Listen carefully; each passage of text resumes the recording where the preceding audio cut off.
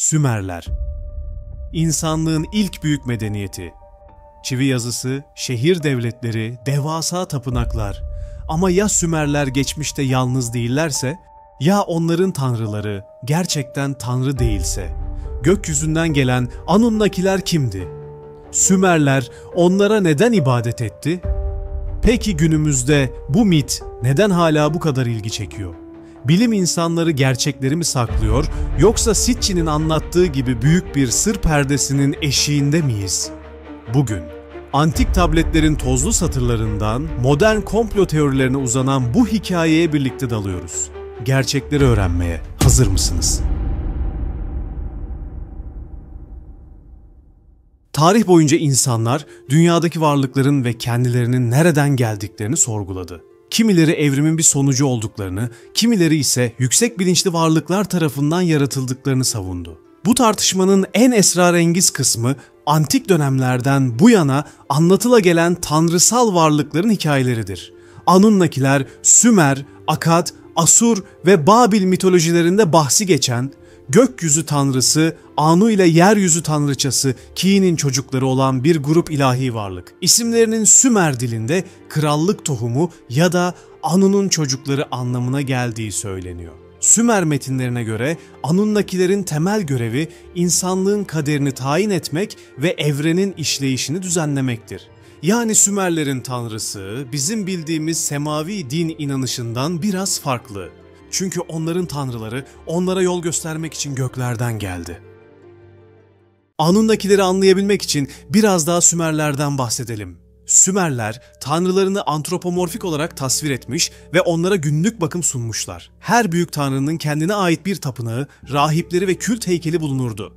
Rahipler tanrı heykellerini giydirir, onlara yiyecekler sunar ve bayramlarda ilahlarının heykellerini nehir tekneleriyle şehirde gezdirirdi. Bu uygulamalar Sümerlerin tanrılarını nedenli somut ve yaşamlarının parçası olarak gördüklerini gösteriyor.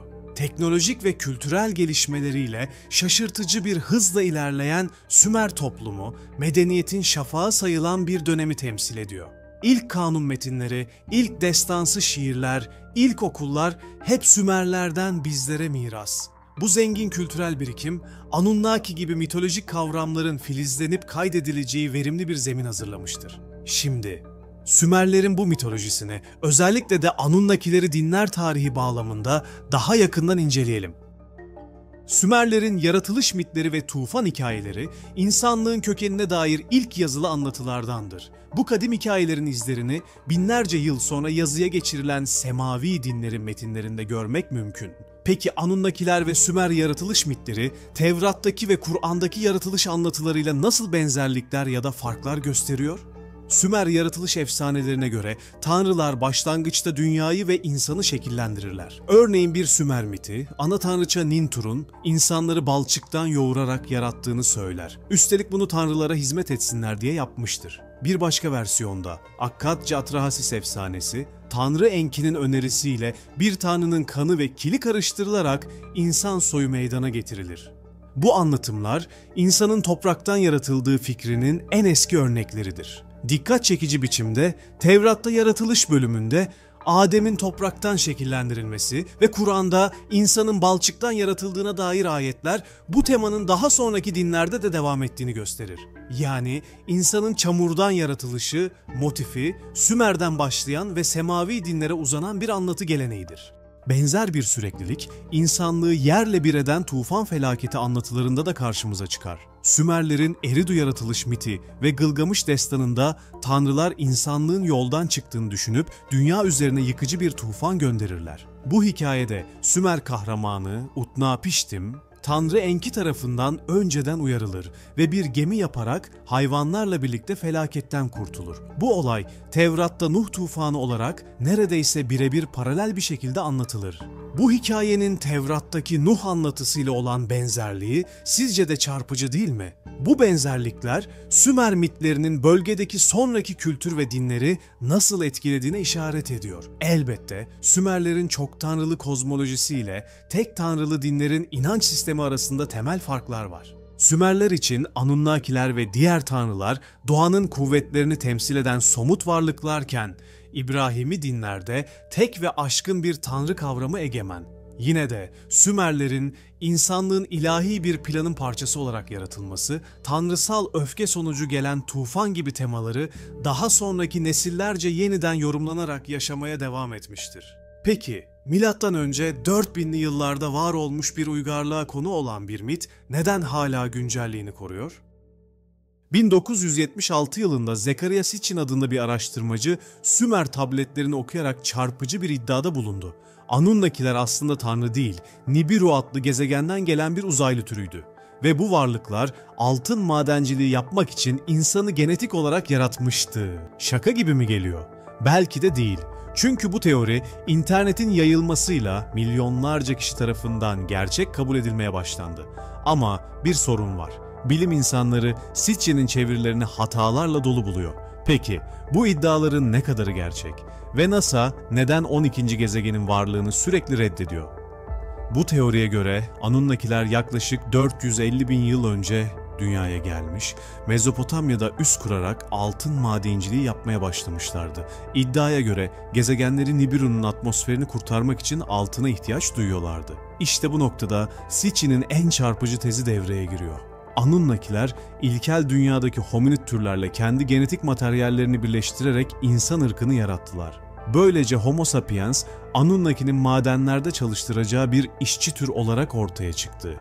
Burada aklınıza böyle bir teoride neden altın madeni öne çıkıyor sorusu gelebilir. Çünkü altın madeni eski uygarlıklarda büyük bir öneme sahipti ve genellikle zenginlik, güç, tanrısallık ve ölümsüzlük ile ilişkilendirilirdi. Örneğin Mısırlılar altını güneş tanrısı Ra ile ilişkilendirirdi ve kutsal bir metal olarak gördü. Mezopotamya'da tanrılara adak olarak sunulur ve sarayları süslemek için kullanılırdı. Yunan mitolojisinde altın tanrılarla ilişkilendirilirdi. Örneğin Kral Midas'ın dokunduğu her şeyi altına çevirmesi ünlü bir hikayedir. Bu yüzden Sitchin teorisinde altın figürünü kullanması pek de şaşırtıcı değil. Peki bunu nasıl yorumladı?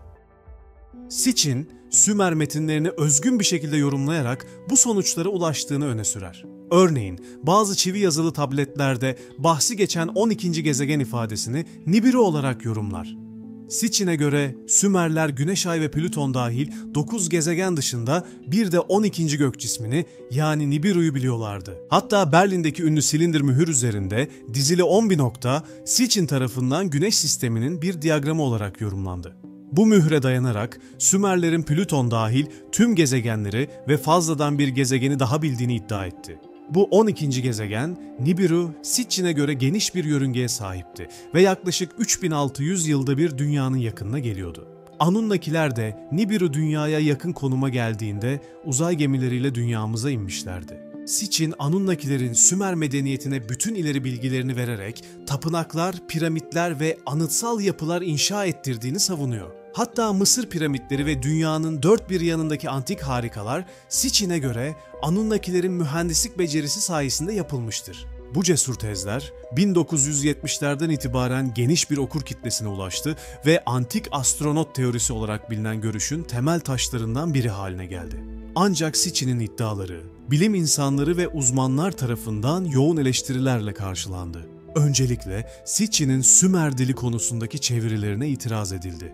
Astrologlar Sitchin'in Sümerce metinleri bağlam dışı yorumladığını, kelimelere kabul görmüş anlamlarının ötesinde fantastik anlamlar yüklediğini belirttiler. Örneğin 243 mühüründeki sembollerin aslında güneş ve gezegenlerden ziyade yıldızları temsil ettiğini ve Sümerlerin bilinen 5 gezegen dışında başka gezegenlere dair bir kayıt bırakmadığını vurguladılar. Ortada yeni bir gezegenden bahsedilince bu sefer de NASA devreye girdi. Modern astronomi de 12. gezegen teorisine sıcak bakmıyor. NASA, Sitchin'in öne sürdüğü anlamda bir Nibiru gezegeninin var olduğunu gösteren hiçbir kanıt bulunmadığını defalarca açıkladı. Özellikle 2012 yılında internet üzerinden yayılan Nibiru dünyaya çarpacak kıyamet söylentilerine karşı NASA yetkilileri resmi bir duyuru yaparak 2012'de dünyayı yok edecek büyük bir gezegen yok şeklinde açıklama yapmak zorunda kaldılar. Sonuç olarak Zecharia Sitchin, Anunnakiler mitini tümüyle farklı bir çerçevede yorumlayarak popüler kültüre mal etmiş oldu. Onun kitapları pek çok meraklıya çekici gelse de bilimsel camiada destek bulamadı. Evet, bu bölümde Sitchin'in iddialarını ve bu iddialara verilen eleştirel yanıtları ele aldık. Şimdi bu teorilerin ötesine geçip somut kanıtlara bakalım. Sümerlerden günümüze hangi arkeolojik ve bilimsel veriler kaldı ve bize neler anlatıyor? Sümerlerin ve Anunnakilerin dünyasına ait bilgilerimizin çoğu arkeolojik keşifler sayesinde gün ışığına çıktı.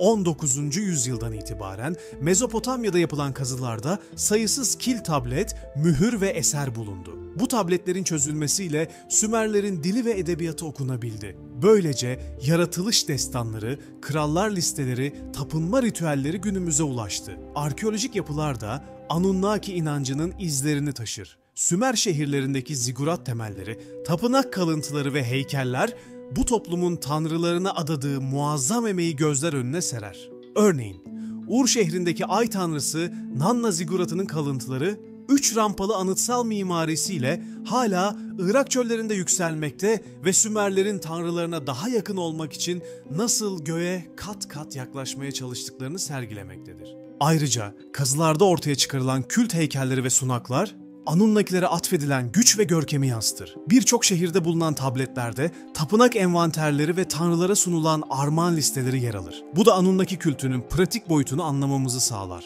İlginç bir bulgu da antik astronomi kayıtlarıdır. Sümer ve özellikle sonraki Babil toplumları gök cisimlerini dikkatle izlemiş ve kayıt tutmuştur. Venüs tableti gibi metinlerde Zühre yıldızının hareketleri not edilmiştir. Ancak bu kayıtlar çıplak gözle görülebilen gezegenlerle sınırlıdır. Modern bilim, Sümerlerin Merkür, Venüs, Mars, Jüpiter ve Satürn'ü bildiğini, Uranüs ve Neptün gibi uzaktaki gezegenleri ise bilmediğini ortaya koymuştur.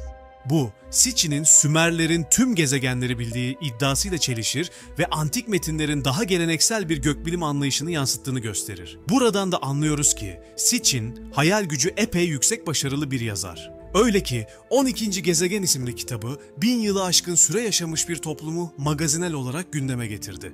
Bir diğer yanıldığı konu da Anunnakilerin genetik müdahalede bulunduğuna dair bilimsel bir kanıt bulunmuş değil. Genetik antropoloji, Homo sapiens'in kökenlerini Afrika'da evrimleşen erken insan türlerine dayandırmakta ve herhangi bir dış müdahale ihtiyacını göstermemektedir. İnsan DNA'sı, Neandertal ve Denisova insanı gibi diğer hominin akrabalarımızla karışımlar barındırsa da dünya dışı bir DNA izine rastlanmamıştır. Öte yandan arkeolojinin ortaya koyduğu somut gerçekler, Sümerlerin kendi çağları için nedenli ileri bir toplum olduğunu da doğrular nitelikte. Örneğin 2021'de Irak'ta Antik Girsu kentinde yapılan kazılarda üzerinde çivi yazısıyla yazılmış metinler bulunan 5000 yıllık kilden mühür konileri bulundu. Bu buluntular Sümerlerin resmi kayıt tutma ve mimari dekorasyon gibi konularda bile yazıyı kullandığını gösteriyor. Gökyüzü haritaları konusuna gelince Mezopotamya'dan günümüze ulaşan açık bir yıldız haritası yok. Ancak bazı kil tabletlerde yıldız katalogları ve takım yıldız listeleri yer alıyor.